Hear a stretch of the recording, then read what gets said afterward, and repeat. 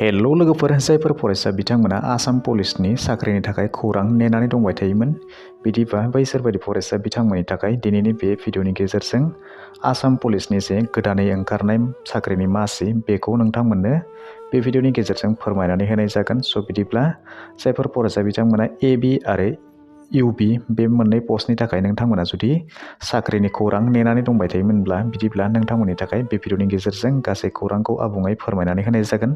बेखायनो भिडिअखौ जागायनायनिफ्राय जोबनायसिम नायलांबाय थादो। बेवहाय फोरमायखानाय बायदि पस्टनि मुङा जाबाय कनस्टेबल इउबि आरो कनस्टेबल एबि आरो बेवहाय टटेल भेकेन्सि ओंखारनानै फैदों 1715टा। बेनिनो इउबि सेक्सनाव थागोन 1052 आरो एबि सेक्सनाव थागोन 663टा आरो बेखौ अर्गानाइज खालामदों स्टेट लेभेल पुलिस रिक्रुटमेन्ट बर्डआ। दानिया बेखौ एप्लाइ खालामनो थाखाय नोंथांमोननि जि क्वालिफिकेसन बेखौ एबि सेक्सननि थाखाय मेट्रिक पास जानाय जानांगोन होननानै बुंदों आरो इउबि सेक्सननि थाखाय बिथाङा हायार सेकेन्डारि पास जानाय जानांगोन होननानै बुंदों आरो बेखौ नोंथांमोना अनलाइननि गेजेरजोंसो एप्लाइ खालामनो हागोन आरो बेनि जि एप्लाइ खालामनायनि फिस बेखौ नोंथांमोना जिर' थामहिनबा जेबो फिस होनांगौ जानाय नङा होननानै बुंदों आरो बेनि जि एप्लाइ खालामनायनि स्टार्टिं डेट बेयो फैगौ 16 डिसेम्बर 2025निफ्राय लानानै लास्ट डेट महरै थागोन फैगौ 16 जानुवारि 2026 सिम थागोन होननानै बुंदों। स' बेनि गेजेराव नोंथांमोना बेखौ अनलाइनाव एप्लाइ खालामनानै लानो हागोन।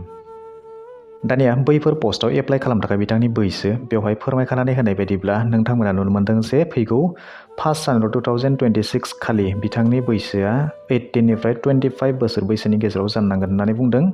स' बिदिब्ला बै पस्टआव एप्लाइ खालामनो थाखाय बिथांनि बैसोआ 18निफ्राय 25 बोसोर बैसोआव जानांगोन आरो जायफोर फरायसा बिथांमोनानोखि एसटि केटेगरिनि बिदिब्ला बैसोर बायदि फरायसा बिथांमोननो 5 बोसोरनि बैसो रेहाय होनाय जादों आरो जायफोर फरायसा बिथांमोना अबिसि बा एमअबिसि बिथांमोननि थाखाय 3 बोसोर बैसोनि रेहाय होनाय जादों। स' बिदिब्ला नोंथांमोना बेखौ नोजोर होनानै नोंथांमोननि बैसोजों मिलायनानै नोंथांमोना बेखौ एप्लाइ खालामब्लानो जाबाय।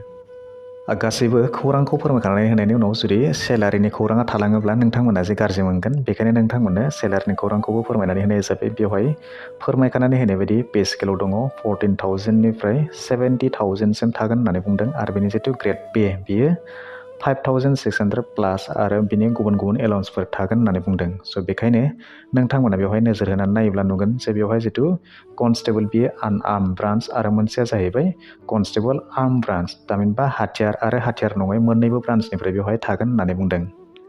जुदि नोंथाङाबो बैफोर पस्टआव एप्लाइ खालामनो थाखाय गोसो दङब्ला नेनानै थानांसिगोन फैगौ 16 डिसेम्बर 2025 सिमखौ। स' बिदिब्ला दिनैनि भिडिअआ बेखिनियानोसै। आसा खालामो नोंथांमोना भिडिअखौ नायनानै गासैखौबो बुजिबाय जानांगौ। स' बिदिब्ला मायबाफोर सोंबावनो थाबावोब्ला नोंथांमोना कमेन्ट सेक्सनाव थांनानै फोरमायहरनो हागोन आरो जुदि भिडिअखौ नायनानै मोजां मोनबायब्ला मोनसे लाइक खालामनानै होदो, गाज्रि मोनबायब्ला डिसलाइक खालामनानै होदो आरो जुदि चेनेलाव गोदानै नायगासिनो दङब्ला अन्नानै चेनेलखौ साबस्क्राइब खालामनानै लानो थाखायबो दाबावगारदो।